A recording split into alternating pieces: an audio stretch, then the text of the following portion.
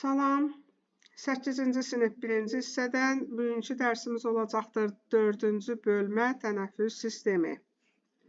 Bildiyiniz kimi həyata proseslər canlıların yaşadıkları mühitə uyğunlaşması ilə yanaşı yaşamlarını davam etdirməni də təmin edir. Bunun üçün isə enerji lazımdır.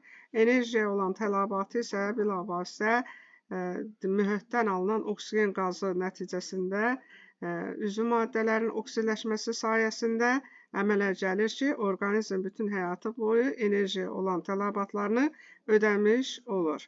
Tənəffüs prosesinin baş verməsi üçün lazım olan oksigen müxtəlif yollarla orqanizmə daxil olur. Belə ki, əgər suda yaşayırsa, ola bilər ki, bədən səthi ilə tənəffüs eləsin və yaxud da ki, qəlsəmələrlə tənəffüs həyata keçirilsin, dəri tənəffüsü olsun.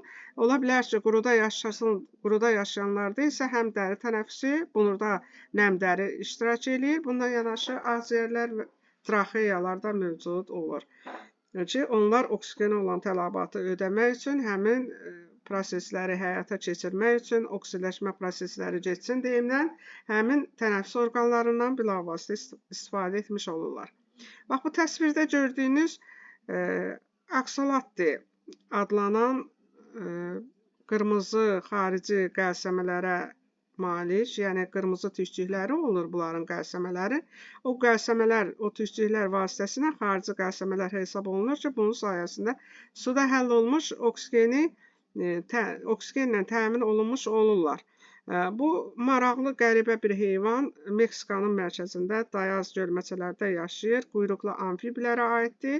Bunların hətta gözlərində göz qapaqları belə yoxdur və həyatı dövrü bunların bu quruluşunda heç bir dəyişiklik baş vermir. Axıra qədər bu şəkildə yaşayırlar. Burada bizdən soruşulur, tənəffüs orqanlarının müxtəlifliyinin canlılar üçün əhəmiyyəti nədir?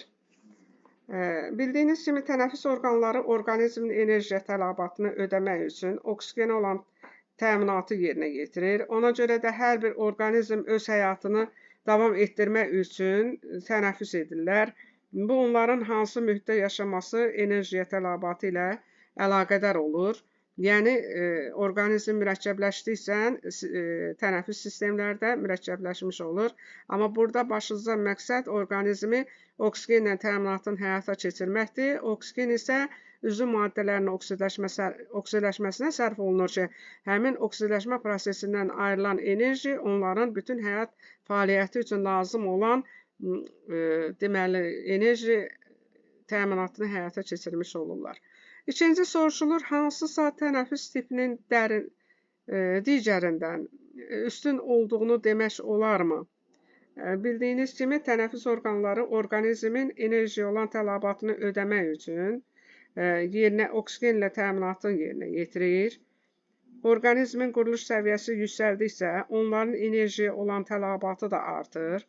Orqanizmin oksigenə olan tələbatına uyğun tənəffüs tipləri olur və qeyd elədik yuxarıda da izah verəndə ki, ola bilər ki, bədən səthi ilə tənəffüs olsun və bədən səthi ilə tənəffüs zamanı oksigen su mühitində, suda həll olmuş oksigendən əldə olunsun və yaxud da ki, qəlsəmə tənəffüsü, dəri tənəffüsü olsun. Quruda yaşayanlar üçün isə traxeyalar və ağciyər tənəffüsləri həm də nəmdəri tənəffüs orqanı kimi fəaliyyət göstərə bilər. Bölmədə öyrənəcəksiniz. Onurğasız heyvanlar adətən bütün bədən səthi, dəri, qəlsəmə, traxeya ilə tənəffüs edir. Balıqlar qəlsəmə, amfiblər isə dəri və ağciyər, sürünənlər, quşlar, məməllər isə ağciyərlərlə tənəffüs edən onurğalı heyvanlardır. Məməllərin ağciyərlərində alveollar olur. İnsanda qırtlaqda yerləşən səs tellərinin titrəməsi nəticəsində səs əmələ gəlir. Qeyd edeyim ki, bu nəfəs vermə vəziyyətində yaranır, bu səsin əmələ gəlməsi. İnsanda nəfəs alma və nəfəs vermə sayəsində mümkündür ki, hansı ki, biz buna tənəffüs hərəkətləri deyirik və tənəffüs hərəkəti həm nəfəs almadan və həm də nəfəs vermədən ibarət olur.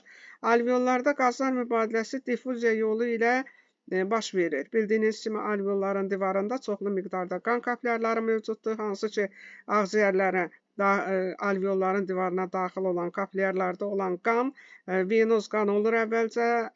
Venoz qanın tərkibində karbon qazının miqdarı çox, oksigenin miqdarı az olur. Alveolda isə əksinə oksigenin miqdarı çox, karbon qazının miqdarı az olur. Bunun da sayəsində burada fərqli deməli tərkibli mühitlər olur, qradiyent yaranır. Bunun da potensiallar qradiyenti yaranır. Yəni bunun sayəsində müxtəlif maddələrin, yəni karbon qazı ilə oksigen qazının yer dəyişməsi diffuziya prosesində baş verir ki, bildiyiniz kimi alveolun divarlarında, qan kapillyarlarında dedim ki, əvvəlcə venoz qan olur. Venoz qan tədricən oksigen diffuziya olunaraq arterial qana çevrilir.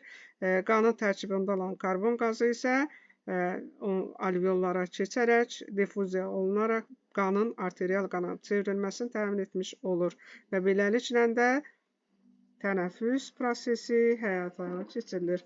Bu qədər, qalanları növbəti dərsimizdə. Sağ olun.